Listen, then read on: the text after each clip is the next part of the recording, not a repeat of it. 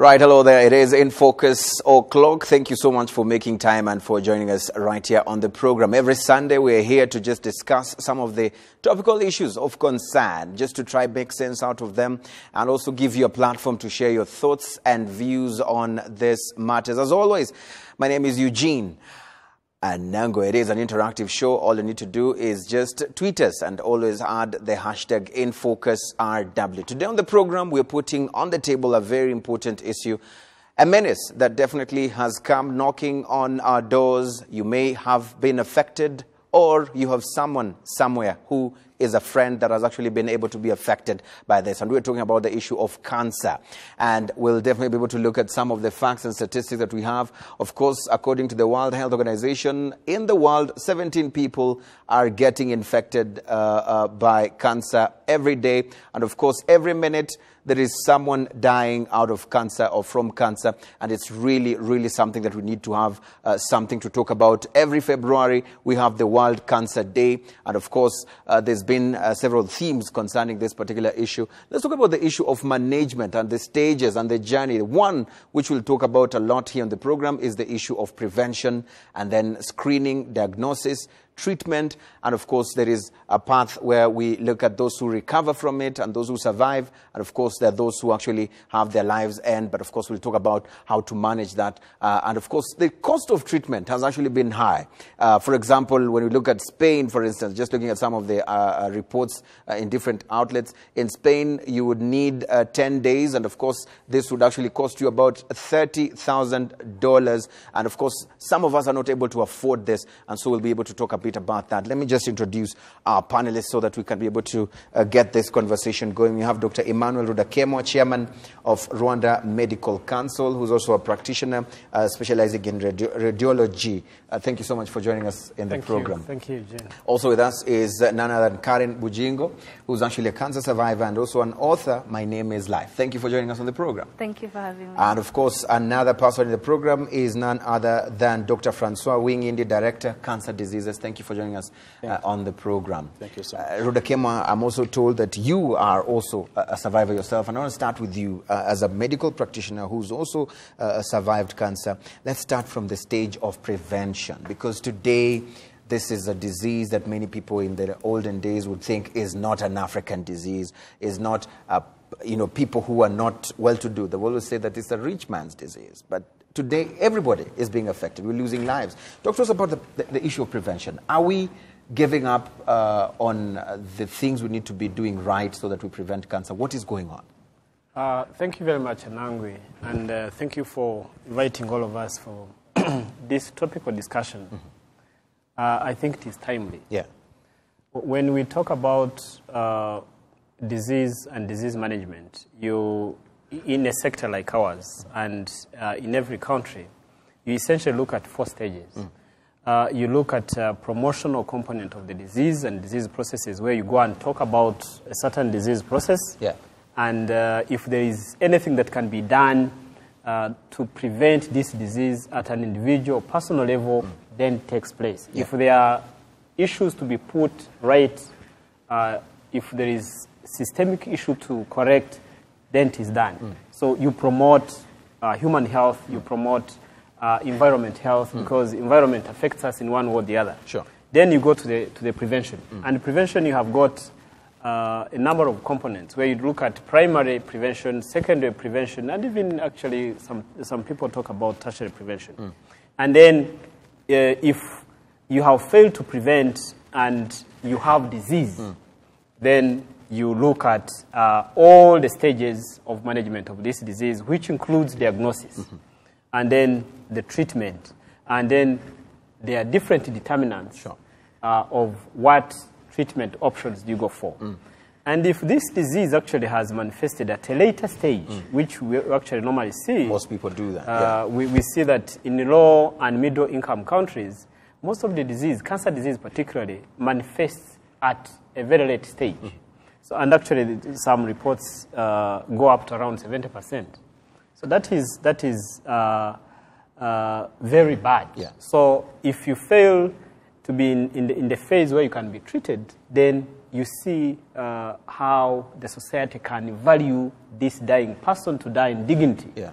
where we talk about palliative care. Right. So how do we help this person, escort him, help him die in dignity with no pain, because cancer is actually associated severely with a lot of with pain. excruciating pain. So prevention is better than cure. That is a common adage. Yeah. And thank God the government of Rwanda has had that as its main priority. And they are having so many fronts, promotion and prevention. And that's why you have, actually, we beat many African countries in terms of primary and secondary prevention. So you've heard that we have a number of vaccinations that have been introduced on the national vaccine program, on the extended program. So that we have such that we can prevent some diseases before it gets to that late stage. And because, you know, in most of the low and middle income countries, most of the cancers that we see actually have a huge infectious component. And so if you prevent this, you'll actually cut a good percentage of these cancers.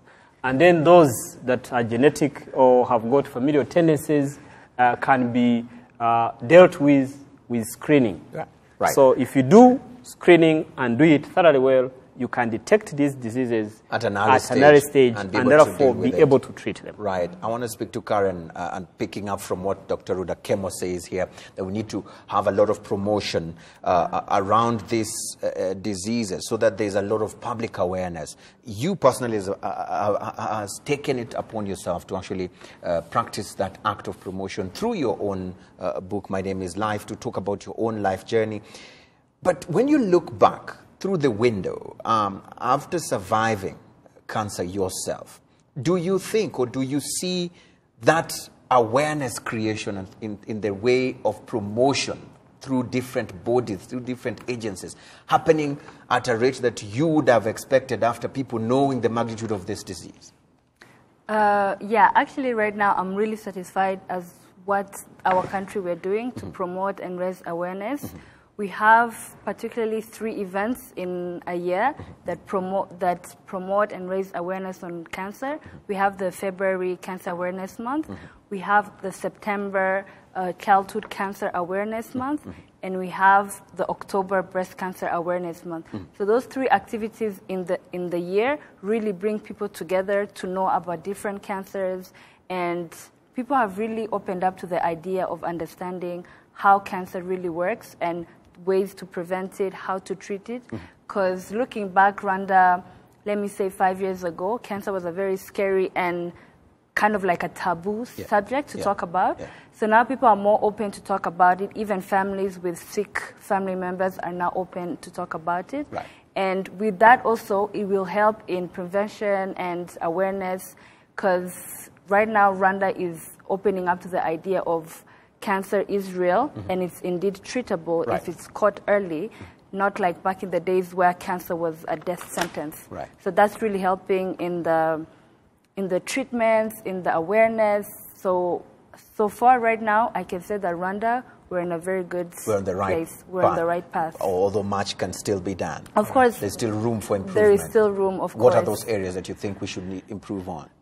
For example, these associations that are bringing about cancer awareness, I feel like there should be more support in terms of, for example, I volunteer for an NGO called Rwanda Children Cancer Relief. We have a September walk to raise awareness for childhood cancers. The people we get for our walk are medical students, pharmacy students. It's hard for us to target local people, just normal people in different sectors like businessmen, businesswomen, people who are not in the medical field. So it's still a problem that this matter is only concerning people in the medical field when it's something that should concern each and every individual. Like for myself, I have no medical background whatsoever, but this is something I stand up for and I raise awareness on the matter. So I feel like more people should jump onto the ship. Dr. Francois, talk to me, because what Karen raises here is a very big concern, that sometimes we don't care as a people until it affects us. We don't care as a people until a relative is actually affected. And some people, sadly, even if a relative is affected, as long as it's not them, it doesn't concern them. But Karen is here saying we need to all jump into this ship of concern for getting to know what cancer is. How do we prevent it? Talk to me as a medical practitioner yourself. What are we doing wrong? 17 people dying every minute from cancer. Can you imagine, globally?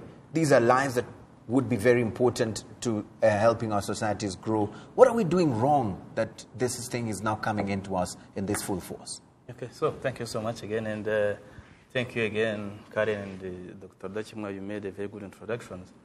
But actually, statistics are saying that even 40% of cancer deaths can be, prevented. Yes. If we are putting in place good cancer prevention programs. Dr. Dachimwa has talked about cervical cancer immunization. If we combine it with other health-related interventions, like if you are, if we are quitting tobacco smoking, if we are moderating our alcohol consumption, and even recent articles are saying that before we were saying about harmful consumption of alcohol, by now any quantity of alcohol is harmful to our health. So these are things, if you should be more active, exercise more, if you should avoid those unhealthy diet, we can really prevent a big portion of cancer-related deaths. So can I say that we are now focusing mainly, there are 3 main events in the area where we are, going deep, raising awareness in the community about cancer. But as you said, we should not stop only at those 3 events. So it should be continuous until our population has a good knowledge about signs and symptoms of cancer. And once they have any of those symptoms, can go directly to the facility. Because cancer, many cancers, when they are detected at early stages, can be cured. Right. So before cancer was a death sentence, cancer diagnosis was but as now we are improving on the diagnosis, as we are improving on the treatment, we are now having really many survivors, like Karen has said, and there are also many other examples. Right. So what we can do, as you said, it's not really raising cancer awareness. It's not an issue of the government. It's not an issue of Karen or myself alone. It's really something where everybody should play a role. It's everybody's business. Right. Yeah. And from where you sit, sometimes, you mentioned that 40% of this cancer deaths could have actually been prevented if people went earlier to be actually checked, if they took care of themselves as far as those, giving up tobacco smoking, alcohol smoking. From where you sit, from your own, analysis, what are the threats that you've seen that in the behavior today of our people that you think is actually causing these numbers to actually get to where they are right now? Many young people are actually losing their lives out of this cancer. Actually, it's really a big issue because especially in our, let's say, in our developing countries, so even cancer cases are increasing a lot compared even to the Western countries. But unfortunately, again, is that our cancer treatment facilities are not really adequate to deal with that increasing number of cases in terms of infrastructure, in terms of human resources. There are many factors behind that. So first, we are now, we are changing the way we are living. So in our culture, even people used to be mobile. People, by now, if everyone owns a car. No one is, even if we are promoting physical activity, but people, it's really, again, a journey because, we need to see more people doing physical activities exercise to prevent that obesity. Again, the way we are eating, so we are really consuming too much alcohol. We are, eating that unhealthy food, so that, we are calling it westernization. So the way we are living should be changed and really stick on our traditional way of living. So we used to eat vegetables, we used to eat that healthy food. But now, if I'm getting rich, so I should eating everyday chips, meat, drinking a lot of alcohol, and I'm not even doing any physical activity. So all these things are contributing a lot to this increase of cancer cases. So, yeah.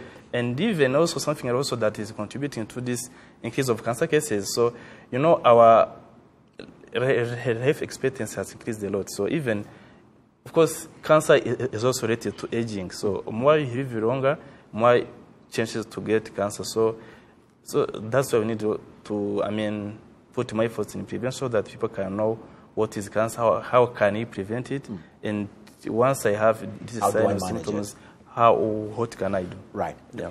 Dr. Dokem, I'll come to you again because Dr. Francois raises very important issues right here.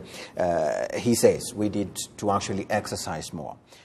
Young people today, once we get this job, the dollars start coming in, I want to own a car because this is what is fancy to the young people. So many people are now getting these cars. He says we need to quit alcohol, but young people would say, I want to celebrate my achievements. So I want to invite friends over a drink and so that we can have fun. Life expectancy is actually becoming, it's growing in Rwanda. So, but people will say this is a good thing. And so what do we do? I mean, we are now at a crossroad. What sort of advice would you be giving people as a survivor yourself? Yeah, thank you very much, Eugene.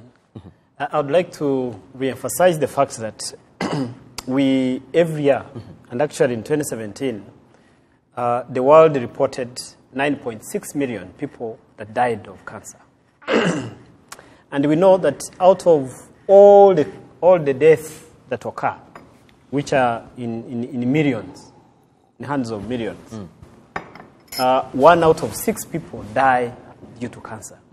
So this is a real challenge. And it is all, as my colleagues have indicated, it's all engraved on the knowledge, attitude, and practice. Yes, you've been hired, you've been given dollars, you're okay. It does not mean that you commit suicide. Because we see, as he indicated, the 5 major driving factors in terms of behavioral changes that affect and actually facilitate cancer disease is what he indicated, the BMI, high BMI. If you are not having a tummy that is as big as this, you don't think this man is rich. He's actually poor. If you're thin and slim, people don't recognize you as rich or as a well-to-do person. So this mindset should actually change and realize that this person that has got a huge tummy like this, this is a huge risk for cancer. And that should be very well communicated. It takes discipline to actually say that I'm going to exercise every morning. And it's not easy for so many people. What sort of tips would you be giving so that people now get it as a discipline issue and not because I just want to avoid getting cancer? Absolutely. And I think there are so many ways that have been put in place. You know, now we are encouraging people to exercise every opportunity possible, and that's why they are putting. The health sector has put in the car-free days, and actually car-free days have changed from a week in a month. And probably becoming 2 or 3. And every district now is actually organizing its car-free day. And the bottom line here is that people should not feel that it is just because it's a car-free day that I should go and walk or run. It's because of the importance of walking and running on your feet and burning more calories, burning more fat, and making your body more fit. And of course, it takes a lot of effort. It takes a lot of energy to understand and teach the population. Good enough, the majority of our population is young. So there is every hope that if we boast of 65% to 70% being between 15 and 40, then these are people that are easy to understand, easy to pick up good habits. So if we try and say it, and stations like RBA and other private stations give more airtime for these good behavioral practices, eating well, eating more vegetables, eating more fruits, exercising more, and decreasing your BMI, your body mass index. These are the real things, actually, that will help you. And then checkup, regular checkup. Of course, we have some systemic challenges. We talked about promotional health, preventive health, and probably treatment, the management. Yes, somebody has done all this, but you know, disease read no books. So you still, you can be not taking alcohol, not eating meat, but still get cancer. So the bottom line here is, if you do regular checkups, this disease is likely to be picked at an early stage. And if it is picked at an early stage, you're likely going to be cured. And as you said, I'm a cancer survivor, and I'm a proud cancer survivor, yes, like my sister here is. Right. How did I survive? Actually, the disease that I had was formerly taken as a death sentence. So if you had it, you're considered dead. And actually, lots of friends of mine thought it was this over. was over. Yeah. I'm now 4 years post-treatment, and I'm completely cured. So what does it give? It gives hope. It gives the fact that science has advanced and is advancing more faster than the disease. So we need to shape up and see how we actually bring some of these technologies, how we train our young doctors, how we equip our facilities, yes. how we bring technology into our hospitals. And even cut the cost, yes, exactly. which we'll talk about exactly. in the you know, this week we have been talking about universal health coverage. And with universal health coverage, a person deep in the village should have equal access like Eugene Anangwe on CNBCA or RBA or like any other person. So these are things that, of course, the government of Rwanda has tried to mitigate in many ways, but still there are still systemic challenges that need to be fixed. Right. How do we train our people? You see, they say that 26% of low and middle income countries have got pathology services available. That means that more than 64%, actually more than 74% of low and middle income countries lack pathology services. Right. So the diagnosis cannot be made. And once you can't make diagnosis, you can't treat. You can't treat. And of course, when you'll make it, it will be too late in many cases. Karen, I want to bring you in here because you, just like Rudakem and some others probably who are watching us right now, you survived from the jaws of this disease, cancer. And from a young person's perspective, I would like you to just share with us, because young people, as Rudakem was said, are easy to actually adapt to new teachings that we teach them, and so we need to do a lot of awareness to them. But they are also equally the highest people who can actually, the highest number of people who can easily also resist and just say, we are forming our own path of thinking. So as a young person, talk to us and talk to many others who are watching right now. What are those things you look back and say, since I survived this, these are the lifelong decisions I made for me, myself, and I hope that other young people can do so that they're not getting this disease, cancer? When I was diagnosed with cancer, I was 19 years old. So you can imagine the lifestyle of a 19-year-old. First of all, I didn't know anything about cancer. The only cancer I had known in my life was through movies. So I had close to zero knowledge about cancer. So that was already a problem, an issue that I figured once I survived this, I have to bring to light. And since I've survived, of course, I've made better health issues in terms of eating, exercising, and I encourage young people to exercise. And I know our society always talks about exercise is usually going to the gym, lifting, all that. But exercise is the simplest thing. Like if you love dancing, go to dance classes. If you love, for example, I myself really enjoy swimming, so I do it every day as often as I can. So, and also the health, the eating part of it, I try as much as to, of course with outings, you know, young people like going out, we like eating well. It's not easy, but slowly by slowly you can try. And one other thing I can tell young people is to research about things they just see on social media or on TV. Looking back, I wish I had done research, talked to someone about cancer, what you go through. I noticed I knew close to nothing when the doctor told me I'm going to start chemotherapy, and I had no idea how chemotherapy is given. I thought maybe it's a tablet, and then I saw them putting the IV line, so I was really confused. So that is why actually moved me to write my book. If you've read my book, you can realize how detailed I am about the process of treatment of chemotherapy. So I really wrote that to educate young people, and I wrote it from a very young person's perspective. As much as our doctors can explain it, I think from one young person to another, if you explain it in a more funny, you know how young people will communicate. So I tried to communicate in a more younger understanding to bring to light. Because God forbid, if someone has to go through what I had gone through, they understand what is happening to them. They know that this will happen, yes, but there's an end to whatever you're going through. Right.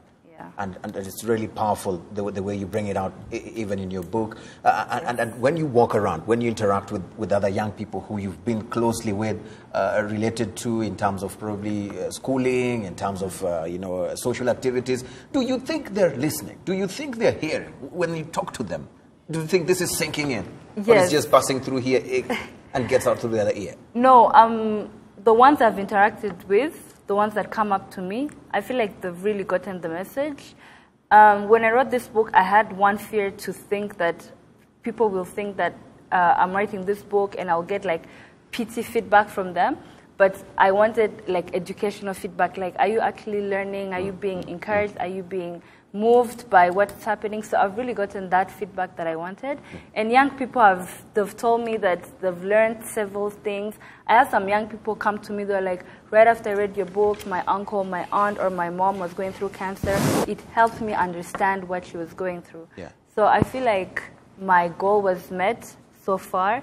And young people right now, with the social medias and all that, I feel like young people were opening up to new things, especially health-related, something that could happen to anyone. Right. We're open to understand and to learn so that we know how to handle the situation, God forbid, ever came to us. Right. Let me jump again to Dr. Francois. Let's demystify this myths that we've constantly heard. Let's separate the myths from the facts. Some people today say that, this cancer disease, whether you like it or not, everything in today's world can actually get you cancer, even if you exercise. We've had Dr. Rudakemo saying that we have people who actually do all these things, but they end up getting cancer.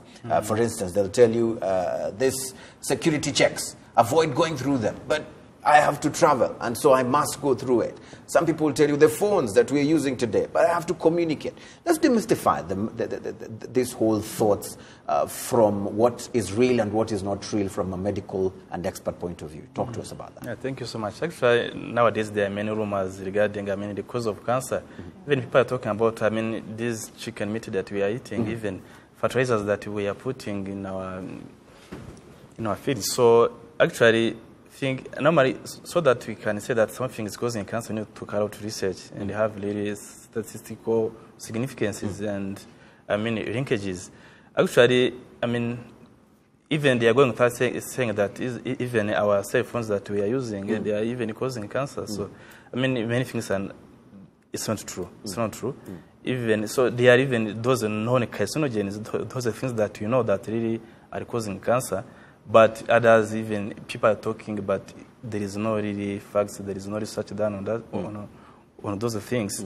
So that's why we should really, continue doing awareness, educating people so that they can have the right information regarding cancer diseases and their causes.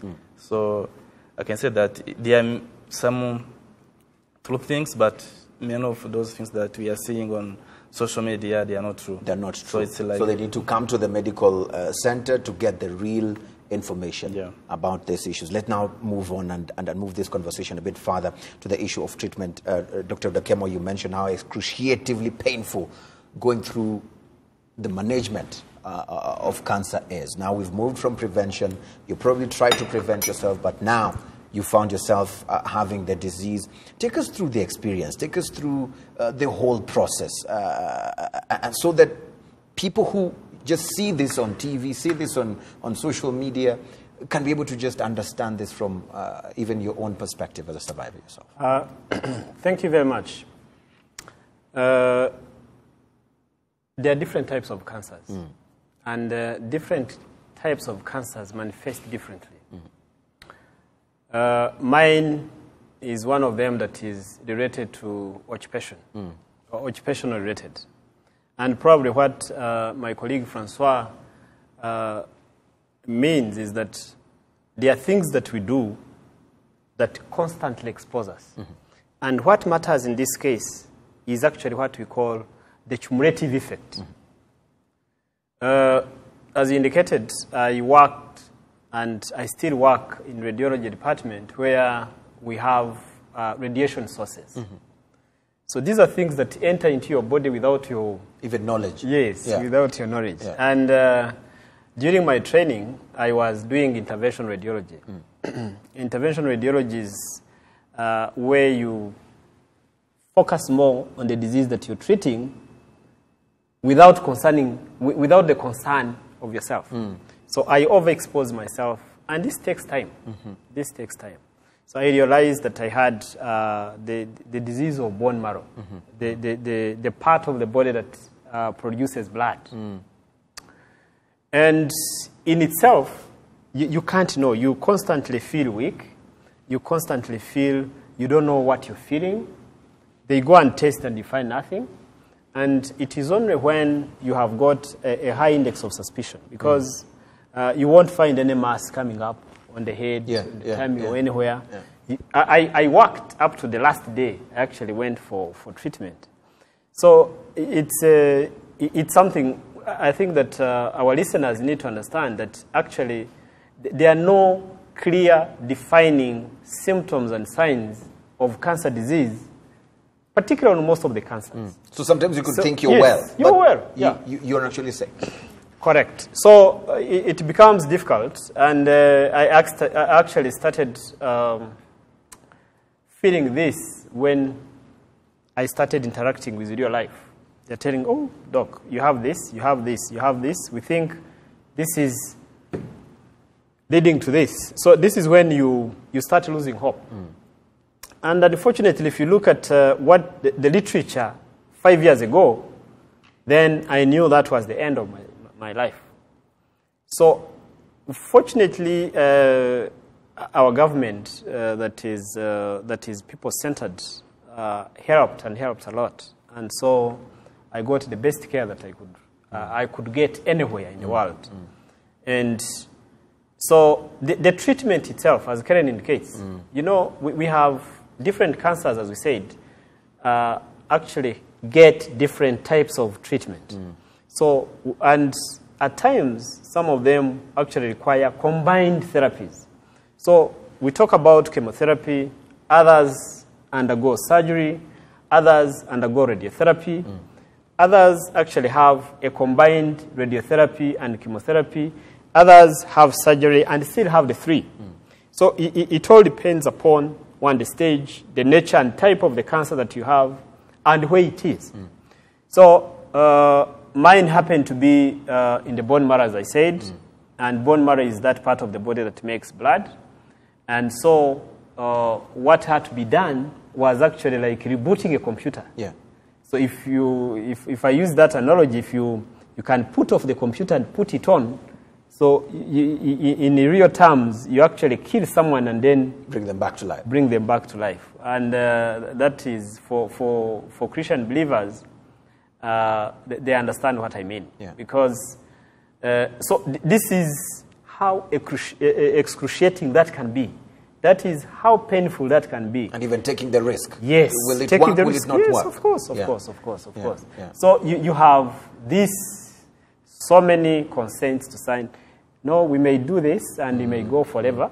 We may do this and you may get relapse.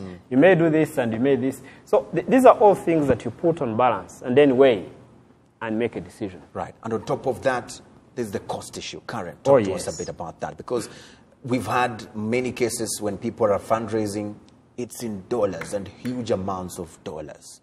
How did you get through that? And what needs to be done so that, apart from prevention, what needs to be done so that we are cutting down this particular cost of treatment? I feel like today the costs have been cut in the sense that now we have a cancer center in Butaro. So I feel like that has brought down the cost of not everyone has to necessarily fly out to get treatment. So obviously that has cut costs. So instead of going, for example, to India or to Nairobi, you can go to Butaro. They're well-trained oncologists who are very, very, very well trained, like I said.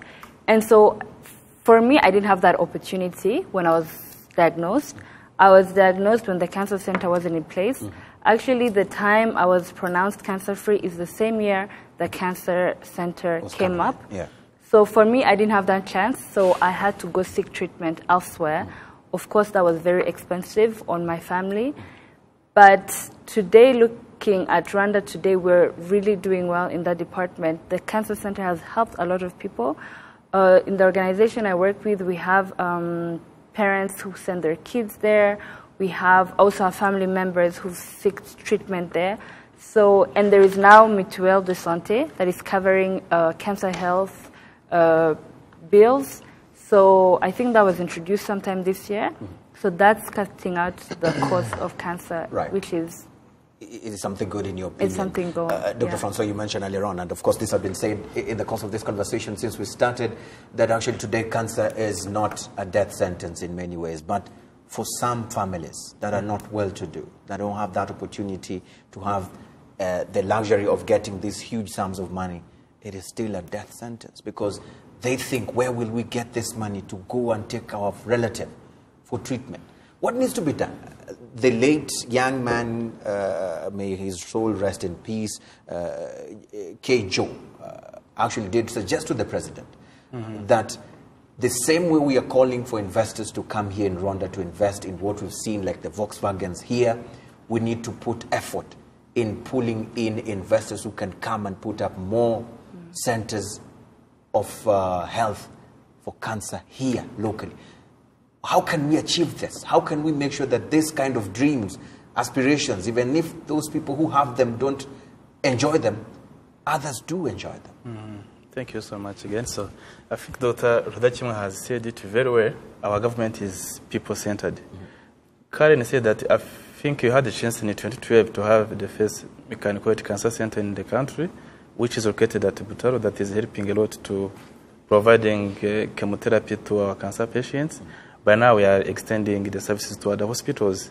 As we are talking now, we are having like a very good state-of-the-art cancer center at Rwanda Military Hospital.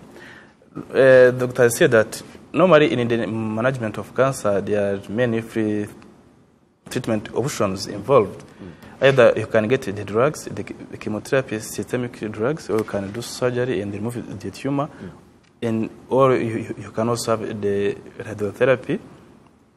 And in many cases, you need to combine all those treatment modalities. In the past, we only had surgery and chemotherapy, but now we are also having the third option, the radiotherapy.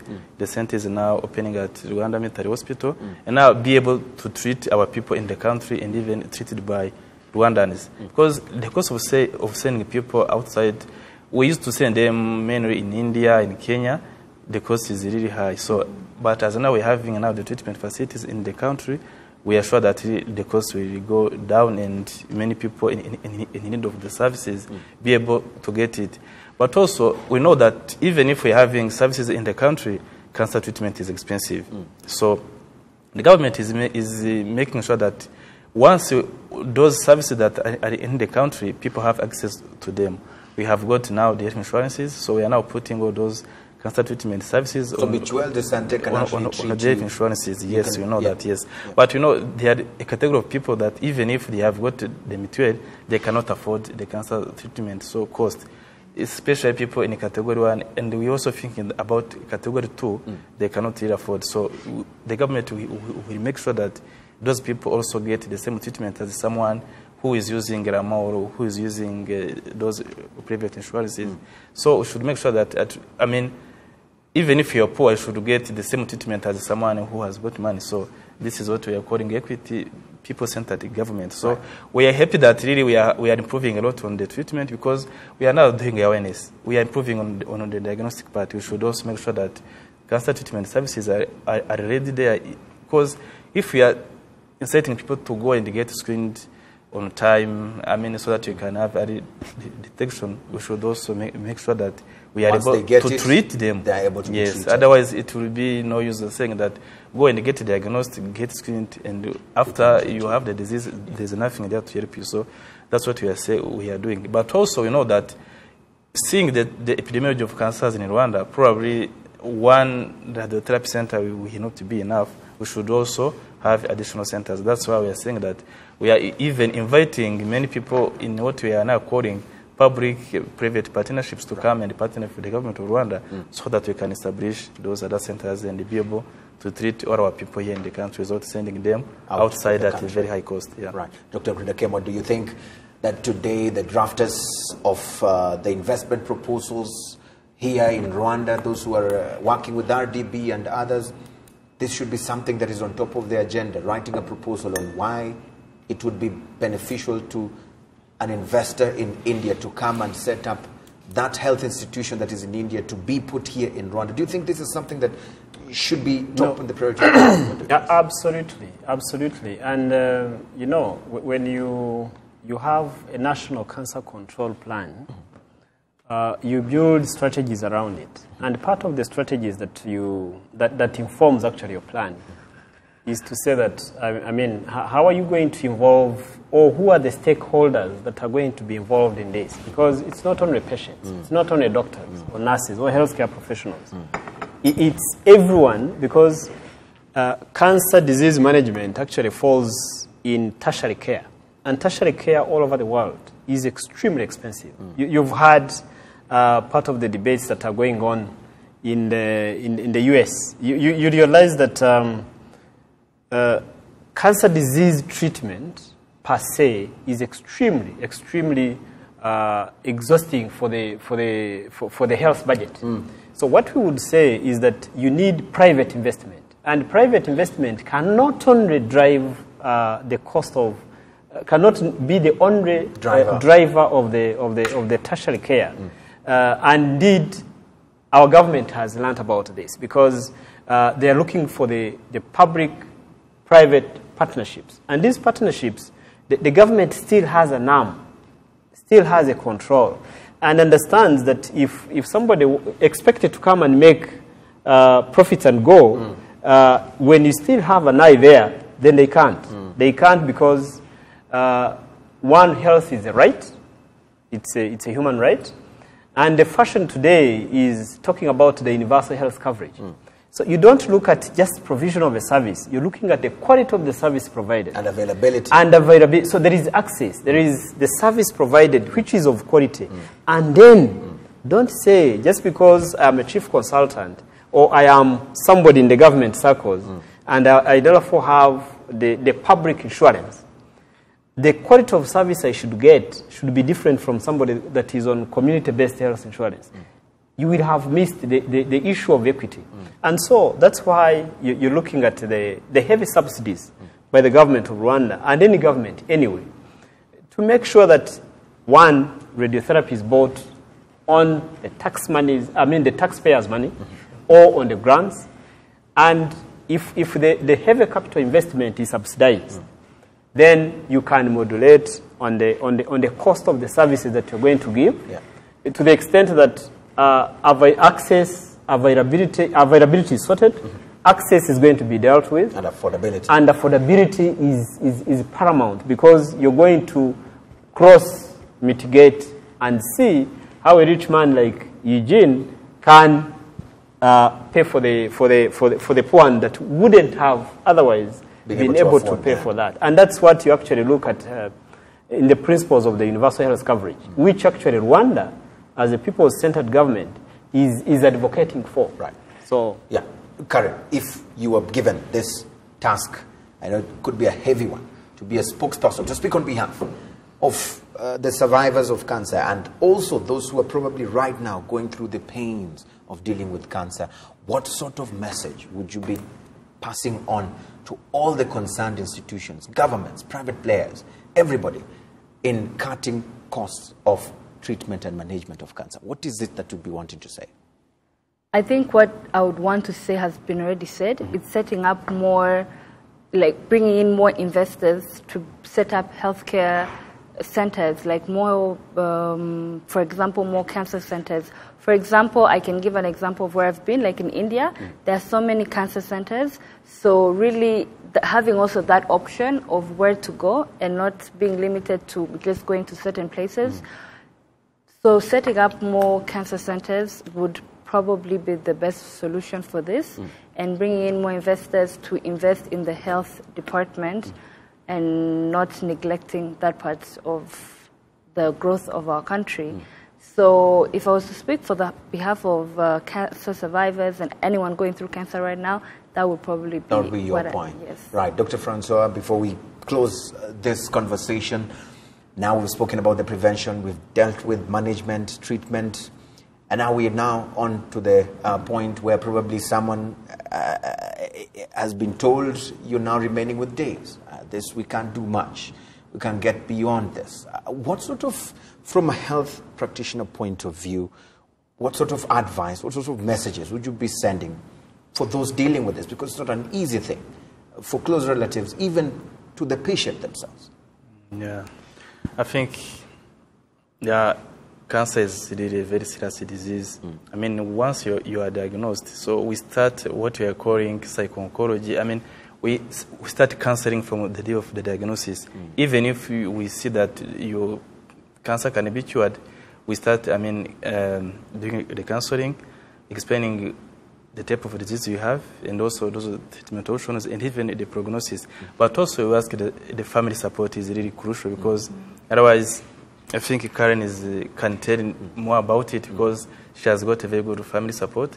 So make sure that your family is still supporting you, because sometimes when you get diagnosed with cancer, the family can say that, okay, probably in 2 months he will be dead, but it's not true. But even if you are, you are at a very, very advanced stage, you should die in dignity. You should die without pain. That's why we are also putting much efforts in palliative care services, making sure that at least even those people, even if we cannot cure them, at least they can die without pain, they can die just in dignity. So we are focusing now more on palliative care services, making sure that we are availing, painkillers in all health facilities. And now even we are going deeper in the community. We are now establishing a new layer of community health, community-based health workers. We are calling them home-based care practitioners, people, so that, there are some people that are spending like a year, 2 years in a hospital only receiving like a wound care, receiving painkillers.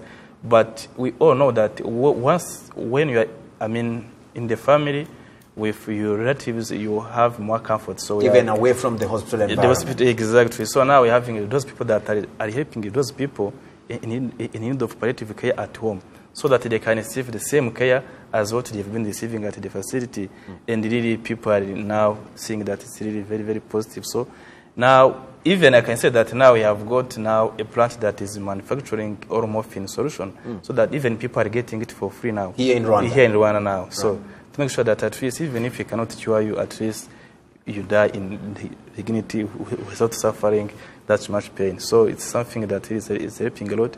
So what I can say, as you said, even if you cannot be cured, but you are still a human being, you should be treated as a dignity. So that you can, die, as I said, in dignity without really suffering a lot. Yeah. Right. I want to give you a closing thoughts, Dr. Ruda Kemwan. Of course, as I give you this, I want to ask you one last question here. The issue of coming out and just saying, you know what, I am sick, I am suffering from cancer. We've seen many leaders who it has to come out through blogs, it has to come out through tabloids, that actually President so-and-so or Minister so-and-so is actually suffering from cancer. How would this help if our leaders would openly come and say, hey, I am in stage 1, stage 2 of cancer, and it's actually curable and I'm undergoing treatment? Would this help in actually demystifying this whole disease that is cancer? Yes. But every country has got its culture. And in clinical medicine, when somebody diagnoses a disease, I communicate to you. And probably your most next of kin, who would be your wife, if you still have, or your child. It is now your responsibility and your will if you would want to delve that information to anyone else. So, medically speaking, that goes with a lot of emotional stress, and it becomes very difficult, especially in an environment that may not be easily accepting that. On a closing note, though, I wanted to just say that, as we indicated, majority of the cases of cancers that we see today are preventable. So the hope is, if we took our children for vaccination, if those that have grown up can still be vaccinated, say for instance for hepatitis B, because we didn't actually talk about the burden of disease as it presents today in Rwanda, and probably the challenges that we have there in terms of what do we miss in order to have a true representation of the data that we would want, such that it becomes a guide for our strong preventive and control plan. You realize that in females, we talk about, we have lots of cervical cancer. And this cervical cancer is actually preventable. We see breast cancer, which has got some genetic predisposition. If you know that your mom or one of your relatives has had breast cancer, you're most likely to have breast cancer. But it does not mean that you will have breast cancer. So it is always important that you go for screening, for checkup. If it is detected very early, you can survive. You can survive for 50 years. Right. And how many years do you want to live? For males, if you look at the burden of cancers that we have now, we have data from the hospitals, the hospital-based registries. You realize that you've got, in men, lots of prostate cancers. Of course, this one is slightly different from the rest of the world data. You see prostate cancer in 40s, in 50s. Elsewhere, they talk about cancer of the prostate in above 60. So we have, and we have this fact that the cancer of prostate in blacks is more aggressive. So we see lots of middle-aged black men dying of prostate cancer, which could also be screened and probably be managed much better if it was picked at an early stage. You look at the liver cancer. Liver cancer, essentially, of course, we have issues of hepatitis, viral hepatitis, stigmata, B and C, but we also have issues to do with how our environment has been. And maybe the Ministry of Agriculture can do more research. We are having a huge problem of aflatoxins. And aflatoxins are actually becoming a huge challenge because it's very difficult to detect where could the source be. Yes.